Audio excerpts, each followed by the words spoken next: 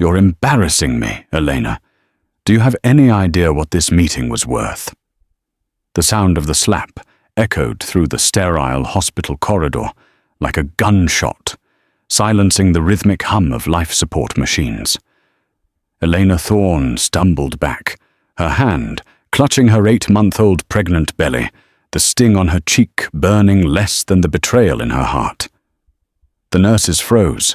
The doctor's clipboard hit the floor with a hollow thud. Marcus Thorne, the man the world called a visionary, stood over his pregnant wife with eyes as cold as liquid nitrogen. He wasn't worried about the blood on her gown. He was worried about the missed call on his phone. He didn't know it yet, but that slap was the most expensive mistake he would ever make, because Elena wasn't just his wife. She was a sterling, and her father was about to turn his billion-dollar empire into a pile of ash. The air in the VIP wing of St. Jude's Hospital was thick with the scent of antiseptic and unuttered shock. Elena Sterling felt the metallic taste of blood in her mouth, a small copper tang from where her tooth had caught the inside of her lip. But she didn't cry. Not yet. She stared at the man she had loved for 5 years, seeing him clearly for the very first time. Marcus Thorne looked magnificent, even in his rage. His bespoke charcoal suit was barely wrinkled. His hair, usually a perfect silver blonde sweep, was only slightly disheveled. In his left hand, he gripped a titanium smartphone that was still glowing with a notification from Serena, his senior executive assistant. "I was in the middle of the acquisition of the decade," Marcus hissed, his voice a low, vibrating tremor that usually terrified his board of directors. "And you have the nurses calling my private line because of, what, a little spotting? Some discomfort?" "I'm 8 months pregnant, Marcus," Elena whispered, her voice cracking like dry parchment. "The doctor said it was an emergency. I thought our daughter was in danger." "Our daughter will be fine," Marcus snapped, stepping closer, his shadow engulfing her small frame. "What won't be fine is my reputation if I have to explain to the Vantage Group why I walked out of a closing because my wife was having a bout of nerves. Fix your face, Elena. This drama ends now. I have real work to do." He turned on his heel, his Italian leather shoes clicking rhythmically against the linoleum, a sound as cold and calculated as a metronome. He didn't look back. Not at the woman who had spent 5 years building his public image, not at the nurses who were now rushing toward her, and certainly not at the child growing inside her. Dr. Oris Thorne, no relation to Marcus, though he shared the name, stepped forward, his face a mask of professional fury. "Mrs. Thorne, I am calling security. This is an assault." Elena looked at the doctor, then at the empty hallway where her husband had disappeared. A strange, icy calm began to settle over her. The hormonal, weak wife role Marcus had forced her into for years was melting away, revealing the steel skeleton of her upbringing. "No, doctor," Elena said, her voice regaining its strength. "Don't call security. Call my father. Tell him his daughter is at St. Jude's. And tell him the thorn has finally pricked the rose." The nurses helped her back onto the bed, their touches gentle and pitying. Elena hated the pity. She closed her eyes and felt a sharp kick from within. "You feel it too, don't you, little one?" she thought. The war just started. 200 miles away, in a penthouse overlooking the jagged skyline of Manhattan, Julian Sterling was staring at a monitor when his private line rang.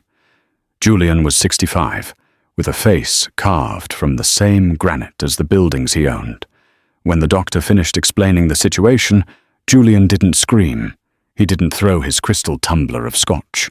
He simply stood up and walked to the floor-to-ceiling window. "Is she safe?" he asked. "The bleeding has stopped, Mr. Sterling. The baby is stable, but the physical evidence of the altercation is quite visible. Julian's grip tightened on the phone until his knuckles turned white. Keep her there. I'm bringing my own security and my own medical team. And doctor? Yes, sir. Make sure every security camera in that hallway is backed up to a private server. If a single frame of that footage goes missing, I will buy your hospital, just so I can fire everyone in the building. Julian hung up and looked at his reflection. He had allowed this marriage. He had thought Marcus Thorne was a shark, yes, but a shark that would protect his own. He had been wrong, and Julian Sterling didn't like being wrong. He pressed an intercom button. Thomas, get the jet ready, and call Tina Rodriguez. Tell her we're filing, not just for divorce. I want Thorne dismantled. I want him in a cell. I want him begging for a crust of bread by the time we're done. 3 days later, Elena was back in the Thorne penthouse. To the outside world, she was the dutiful, resting wife. To Marcus, she was a problem solved. He had sent her a 10-carat diamond apology ring via a courier, not even bothering to show up in person. Elena sat in the massive, cold living room that Marcus had decorated in shades of grey and glass. She looked at the ring on the coffee table. It wasn't a gift. It was a bribe. A hush-money payment for her silence. She opened her laptop, but she didn't go to her usual sites. She used a secure VPN her brother Thomas had set up for her years ago. For 3 days, while Marcus was in Chicago for business, Elena had been a ghost in her own home. She had found his private server, the one he thought was unhackable. What she found made her blood run cold. It wasn't just the affair with Serena Vance. That was predictable. It was the Phase 2 folder. Elena clicked through the documents, her breath hitching. Marcus wasn't just planning to divorce her. He was planning to erase her. There were drafted medical reports, signed by a doctor Elena had never met, claiming she suffered from borderline personality disorder, with psychotic features brought on by pregnancy. There were emails to a private sanitarium in upstate New York. Subject: admission. Expect arrival within 48 hours of birth. Postpartum psychosis will be the cover. My lawyers will handle the guardianship papers for the child. Marcus was planning to have her committed to a mental institution the moment she gave birth. He wanted the Sterling name for his branding. He wanted the child for his legacy, but he wanted the woman gone. He was moving her trust fund money into offshore accounts, using forged signatures that looked terrifyingly like her own. "You monster," she whispered into the empty, opulent room. Her phone buzzed. It was a text from Serena Vance, intended for Marcus. "Is the little bird back in her cage? I'm tired of waiting in the shadows, Marcus. The Chicago penthouse is nice, but I want the sterling diamond on my finger by Christmas." Marcus's reply was instant. "Be patient, baby. Once she's in the clinic, everything she owns, and the sterling connection, is ours. Just a few more weeks." Elena didn't shake. She didn't cry. She took screenshots of every single message. She downloaded the forged trust fund documents. She recorded the IP addresses. She then called her father's secure line. "Dad," she said, her voice as sharp as a razor. "He isn't just a bully. He's a criminal. He's planning to have me declared incompetent after the birth. He's stealing from the Sterling Trust to fund his acquisitions." The silence on Julian's end was the sound of a predator preparing to strike. "He thinks he's playing chess with a pawn, Elena. He doesn't realize he's playing with the queen. Does he know you found the files? No. He thinks I'm sitting here wearing his apology diamond and crying over my nursery decor." "Good," Julian said. "Keep that mask on. Tomorrow, he goes to his closing in the city. While he's there, I'm sending a team to get you. We're moving you to the Sterling estate. It's a fortress. And Elena? Yes, Dad? Tell Thomas to release the hounds. We're not just going for the divorce. We're going to trigger a margin call on Thorne's entire life. Elena looked at the city lights. Marcus's Thorne Tower dominated the skyline, its neon logo a beacon of arrogance. She realized then that Marcus Thorne's greatest mistake wasn't the slap. It was forgetting that behind every soft Sterling woman was a century of men and women who knew how to destroy their enemies with a single stroke of a pen. I'm ready, Dad, Elena said. I want him to watch it fall. I want him to see the exact moment he becomes a zero. As she hung up, she felt the baby kick again. This time it felt like an applause.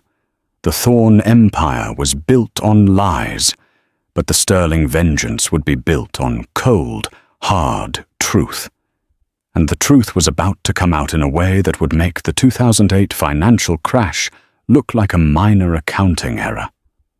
The Sterling estate was not merely a house, it was a 30-acre statement of legacy, tucked behind iron gates and high stone walls in the hills of Greenwich.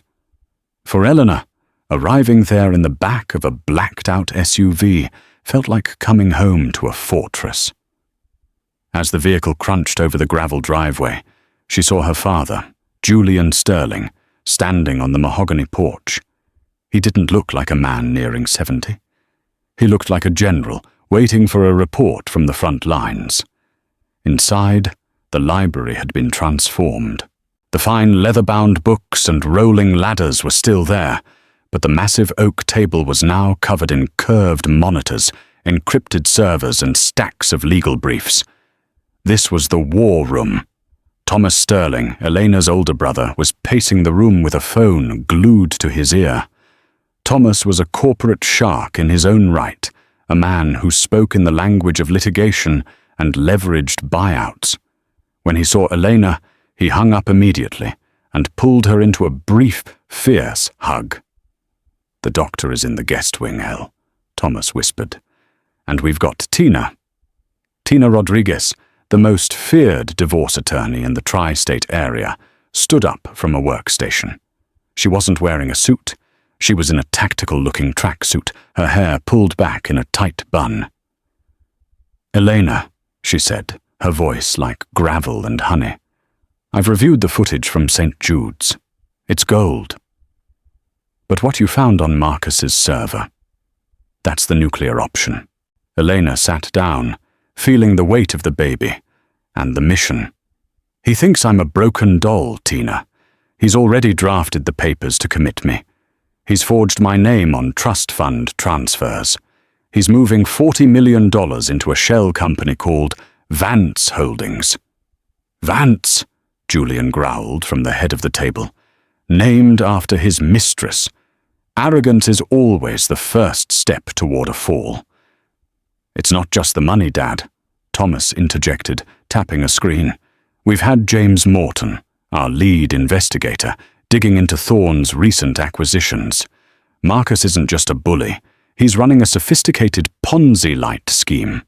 He's using inflated asset values from his tech subsidiaries to secure loans for his real estate ventures. If we trigger a forensic audit now, his entire liquidity disappears overnight." Julian leaned forward, the green lamplight reflecting in his sharp eyes. "No. An audit is too slow. He'd hide the bodies. We need to create a liquidity crisis first. We need him to scream for cash, and then we cut off every hand that tries to reach out to him." Elena looked at the monitors. She saw the Thorne Tower stock ticker. It was green. For now.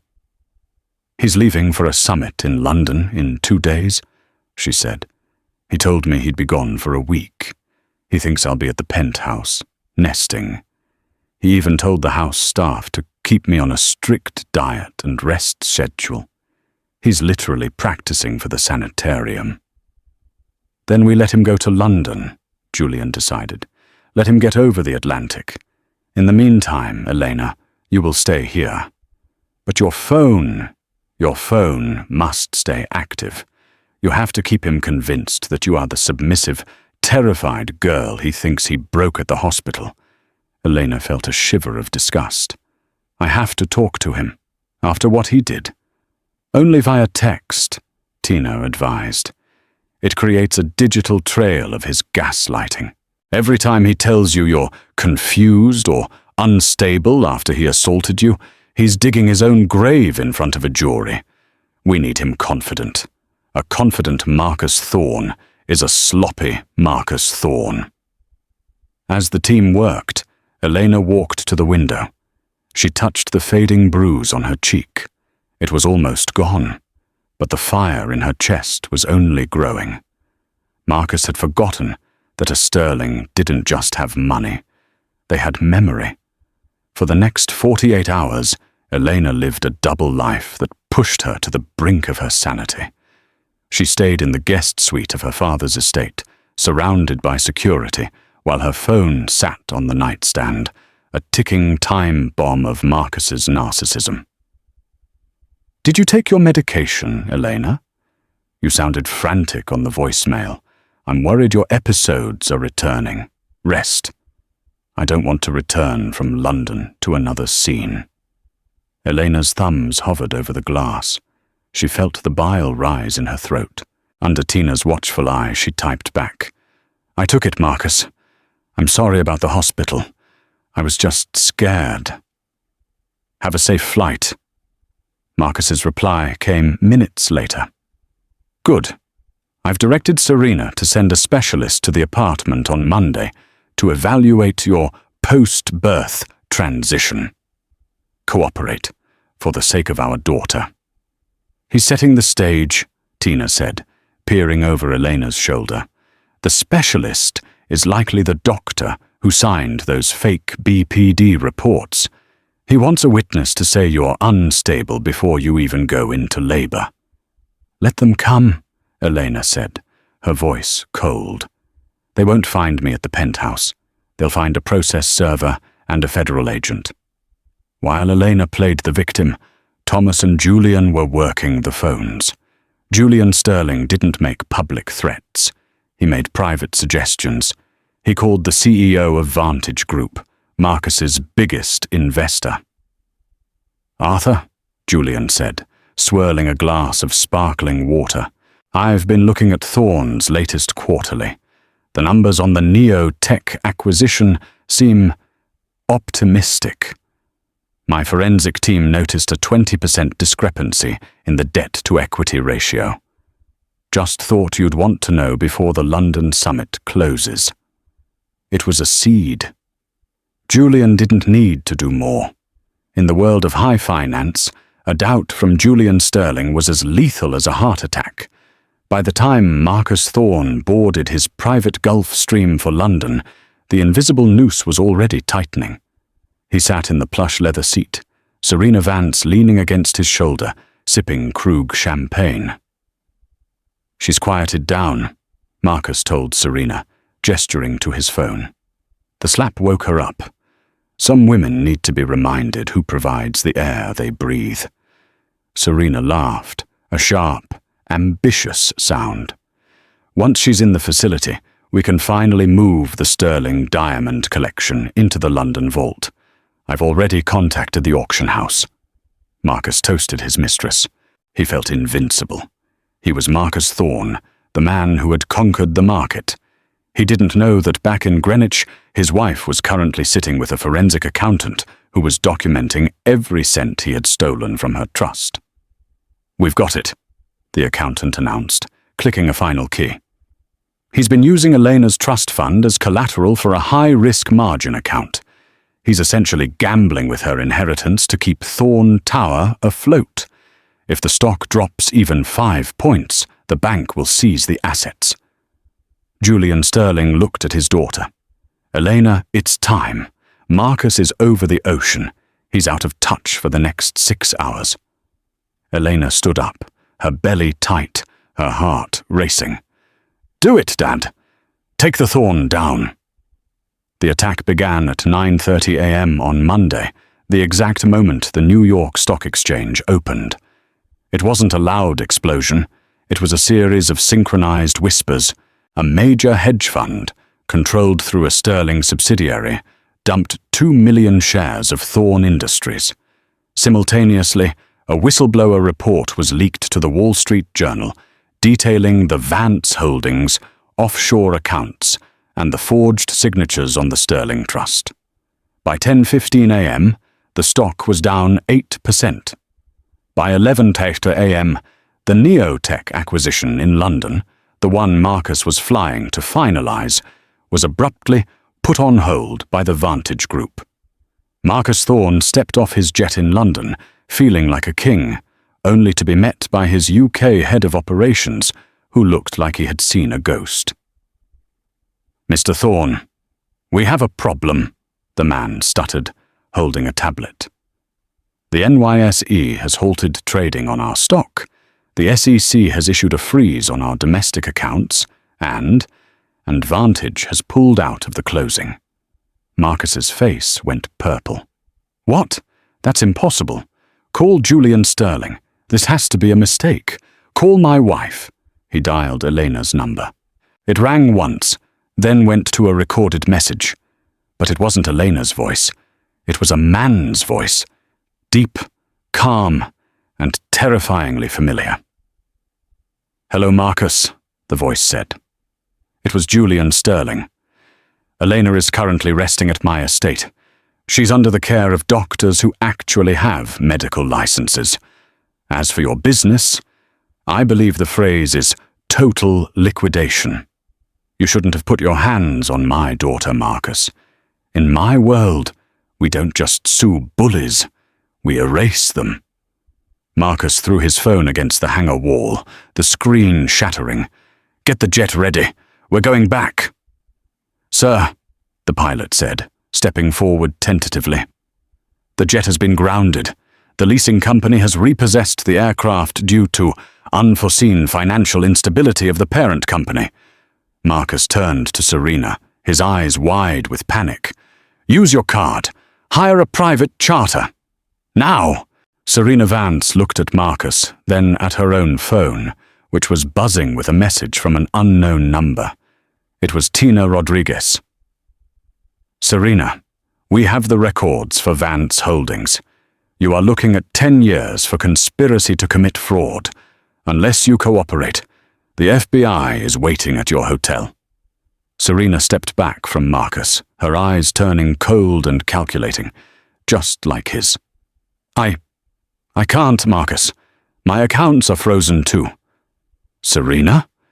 Marcus reached for her. She pulled away, her ambition finally outweighing her loyalty. "Don't touch me, Marcus.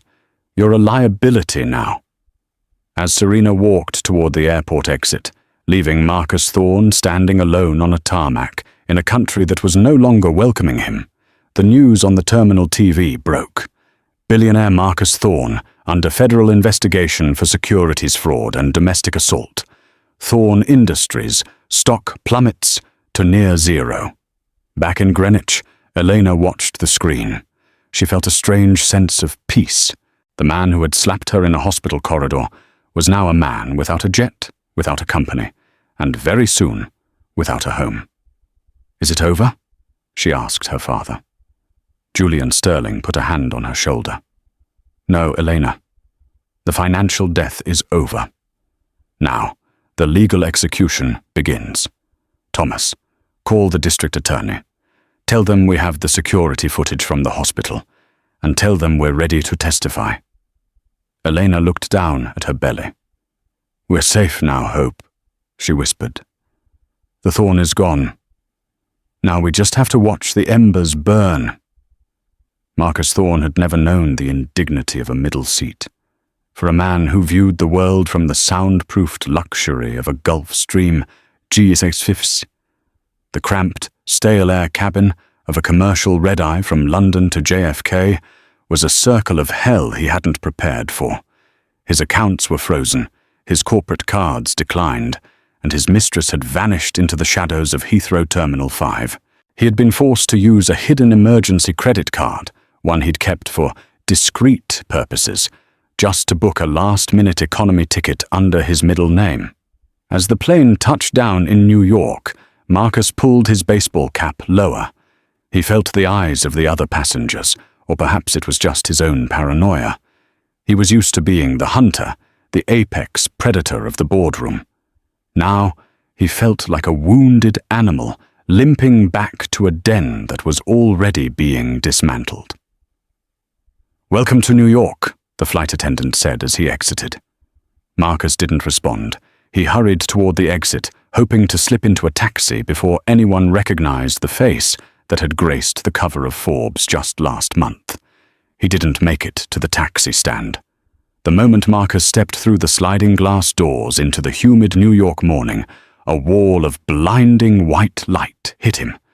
It was a rhythmic, pulsing strobe, the flashes of 50 high-end cameras.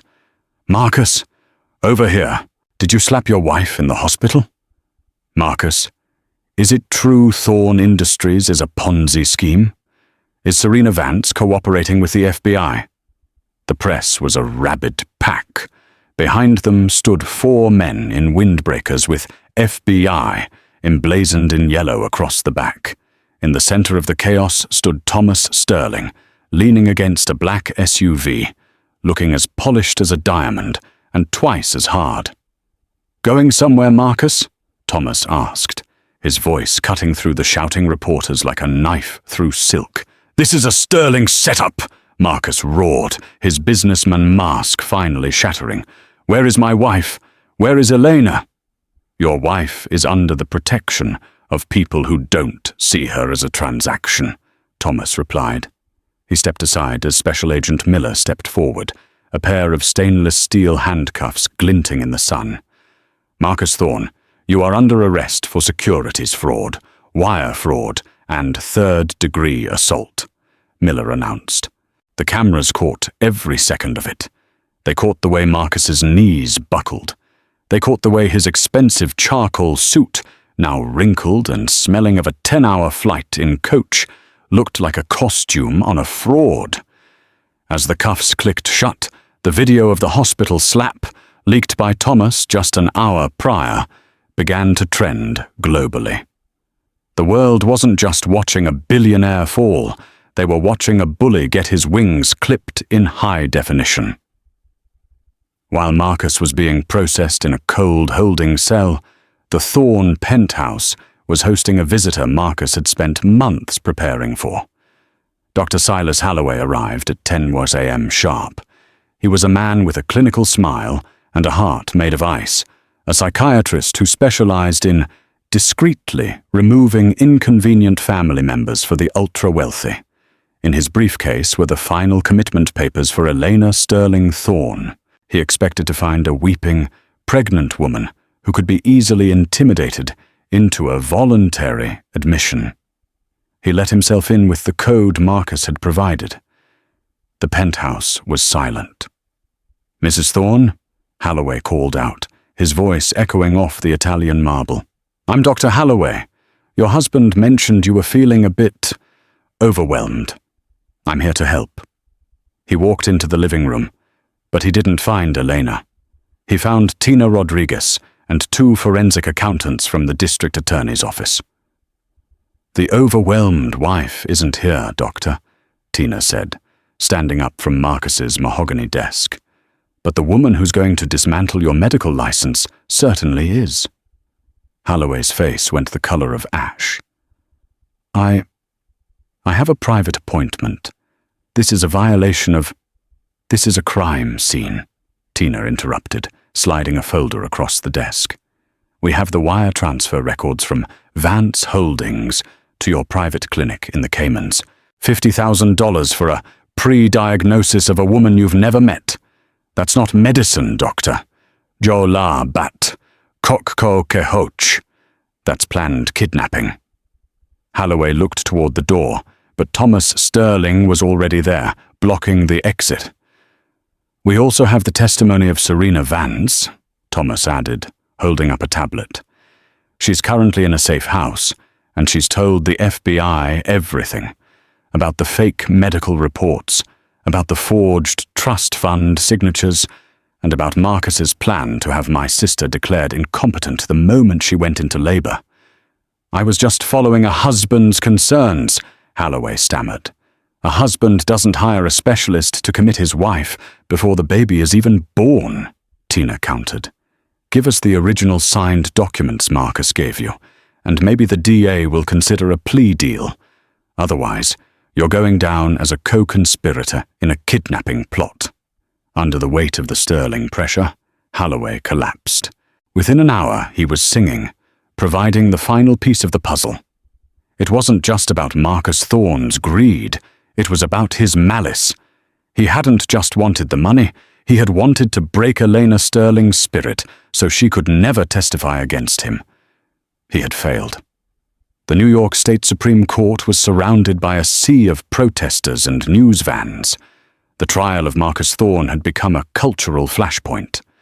On one side, the Thorne tech loyalists, who believed in his visionary status. On the other, a growing movement of women and advocates, holding signs that read, "Protect the Sterling Rose." Inside the courtroom, the air was frigid. Julian Sterling sat in the front row, his presence like an ancient oak, immovable and imposing. Beside him was Thomas. When the bailiff announced, "All rise," the room went silent. Marcus Thorne was led in. He was no longer the titan of industry. He wore a standard-issue dark suit, provided by his legal team, but his skin was sallow, and his eyes were sunken. He looked like a ghost, haunting his own life. Then, Elena entered. She walked in through the side door, accompanied by Tina. She was nearly 9 months pregnant now, her belly a prominent reminder of the life Marcus had tried to steal. She wore a simple, elegant navy dress, her head held high. She didn't look at the cameras. She looked straight at Marcus. For the first time in their marriage, Marcus was the one who looked away. The prosecution's opening statement was a masterclass in narrative destruction. They didn't just talk about the money. They played the hospital security footage. The courtroom gasped as the video played on the large monitors. The sound of the slap, remastered for clarity, cracked through the room. Marcus's face on the screen was twisted with a rage so visceral it made the jury recoil. "This is not a case about an unstable wife," the prosecutor bellowed. "This is a case about a man who believed his wealth made him a god. A man who believed he could strike his pregnant wife, steal her heritage, and then use his power to erase her from existence." Marcus's lawyer, a high-priced veteran named Bennett, tried to pivot. My client was under immense pressure. He reacted poorly, yes, but the Sterling family is using their vast resources to stage a corporate coup. They are exaggerating a single domestic dispute to take over Thorne Industries. Bennett then made the mistake Julian Sterling had been waiting for. He called Dr. Holloway to the stand, hoping the doctor would stick to the concerns about mental health script. But Holloway had already flipped. "Doctor," the prosecutor asked, "did Marcus Thorne ever express concern for his wife's health?" Holloway looked at Marcus, then at the FBI agents in the back. "No," the doctor whispered. "He told me he needed her neutralized before the Sterling Trust became accessible. He said he needed her in the facility for at least 5 years to ensure he had total control over the child and the assets." The jury's collective intake of breath sounded like a gale wind. Elena sat in the witness chair next. Her voice was steady, her eyes locked on the 12 people who held her husband's fate in their hands. "I loved Marcus," she said, her voice echoing with a haunting sincerity. "I believed in the man he pretended to be. But the moment his hand hit my face in that hospital, I didn't see a husband. I saw a man who was terrified that I might finally see the truth. And the truth is, Marcus Thorne is a zero who built a tower out of other people's lives." As Elena stepped down, she paused in front of the defense table. She leaned in, just close enough for Marcus to hear. "You said you had real work to do, Marcus," she whispered. "Well, your work is done. You're finished." The judge hammered the gavel, but the verdict was already written in the eyes of the public. The Sterling vengeance was no longer a secret war. It was a public execution of a billionaire's reputation. The jury was out for less than 4 hours. In the world of high-stakes corporate and criminal law, that was an eternity for the defendant and a blink of an eye for the prosecution. When the buzzer sounded, signaling a decision, the air in the courtroom became electric. Marcus Thorne stood as the jury foreperson, a stern woman who had taken meticulous notes throughout the trial, stood to read the paper. Marcus's hands were trembling, the first time he had shown such physical weakness in public. On the count of third-degree assault, guilty. On the count of securities fraud, guilty. On the count of wire fraud, guilty. On the count of conspiracy to commit kidnapping, guilty. As the word guilty repeated like a drumbeat, Marcus's knees finally gave way. He slumped into his chair, his head in his hands. But the drama wasn't over. Just as the judge began to schedule the sentencing hearing, Elena Sterling stood up. A soft gasp rippled through the gallery. Her face went pale, her hand clutching the edge of the wooden bench. "Elena," Thomas whispered, reaching for her. "The baby," Elena gasped, her voice barely audible but carrying across the silent room. "Thomas, the baby is coming." The courtroom erupted. Julian Sterling was by his daughter's side in a second, his Lion of Wall Street persona vanishing as he became a terrified, protective father. Court officers cleared a path as paramedics, who had been stationed nearby for just such a possibility, rushed in. As Elena was wheeled out on a stretcher, she passed Marcus, who was being handcuffed by bailiffs. For a split second, their eyes met. Marcus looked for a shred of pity, a remnant of the woman he had once controlled. He found nothing but iron. "You'll never see her, Marcus," Elena whispered through a contraction. "She will never even know your name." While Elena was rushed to the very hospital where Marcus had struck her months ago, this time to the most secure, private wing money could buy, the financial markets delivered the final blow. Thorne Industries was officially delisted.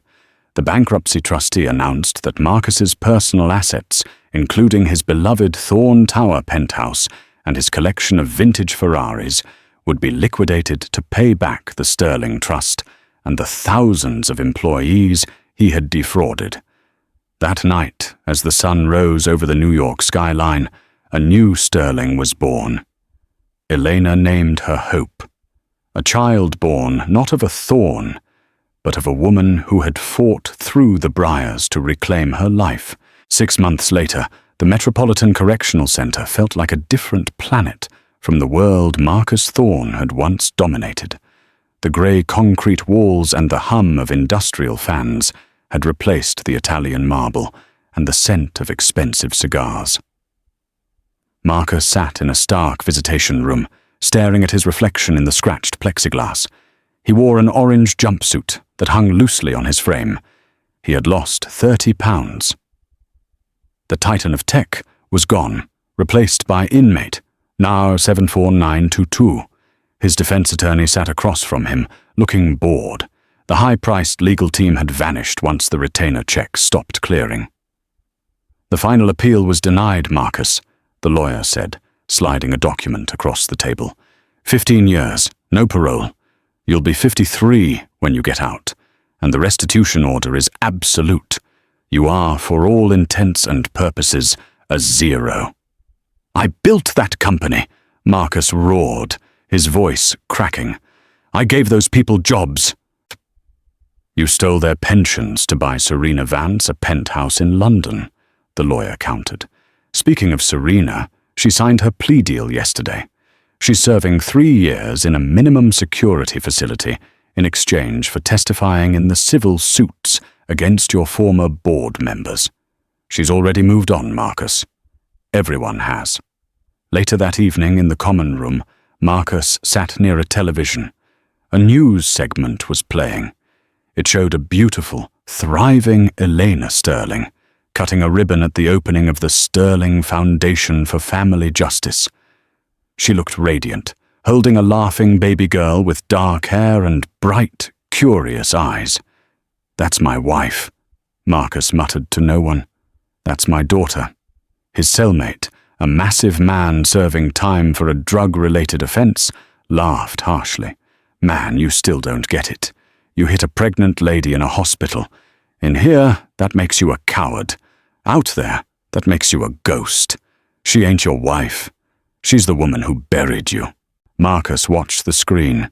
He saw Julian Sterling standing behind Elena, looking at her with a pride he had never shown Marcus. He saw Thomas laughing with the baby. He realized then that he hadn't just lost his money or his freedom. He had lost the only thing that could have actually made him a great man. A family that loved him. He had traded a legacy for a moment of ego, and now he had 15 years of silence to contemplate the trade. 2 years later, the Sterling estate was alive with the sound of laughter. Hope was a toddler now, running through the gardens with a relentless energy. Elena watched her from the porch, a tablet in her lap. The Sterling Foundation had already helped over 500 women escape abusive situations, providing the legal and financial war room that Elena had been lucky enough to inherit. Julian Sterling walked up the steps, carrying a tray of lemonade. He looked younger, the stress of the corporate world replaced by the joy of being a grandfather. "The SEC case officially closed today, Elena," Julian said, sitting beside her. "The investors recovered 60 cents on the dollar. It's a miracle, considering how much Marcus had bled the accounts dry." "It's not a miracle, Dad," Elena said, smiling. "It's justice.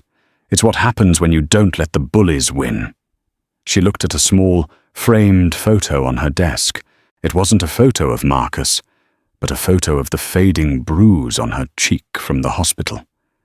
She kept it not out of bitterness, but as a reminder. It was the mark that had started her journey from a possession to a person.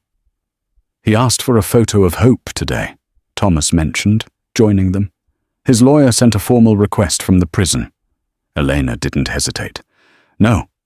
Tell him he can have a copy of the Foundation's annual report. Let him see the good that was built from his wreckage, but he doesn't get to see her.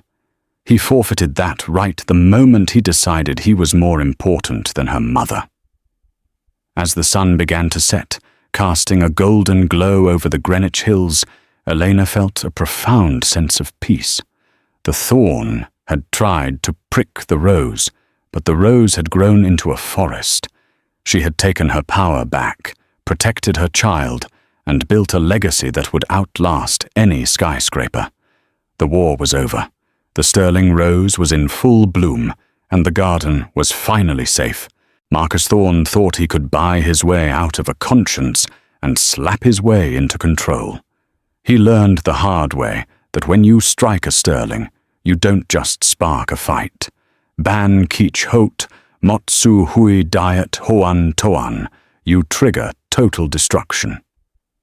This story serves as a powerful reminder that true strength isn't found in a billionaire's bank account, but in the courage to stand up, the wisdom to plan, and the heart to protect those we love. Nathan, or Marcus in our story, is now just a number in a cell, while the woman he tried to neutralize is changing the world. Justice wasn't just served, it was delivered with the precision of a Sterling strike. If you enjoyed this journey of ultimate revenge and karmic justice, make sure to smash that like button. It helps us bring more stories of resilience and triumph to you. Share this video with someone who needs to know that no bully is too big to fall, and subscribe to our channel for more deep dive dramas where the villains get exactly what they deserve. drop a comment below. What was the most satisfying moment of Marcus's downfall for you? We want to hear your thoughts. Thank you for watching, and remember, the higher they fly, the harder they fall.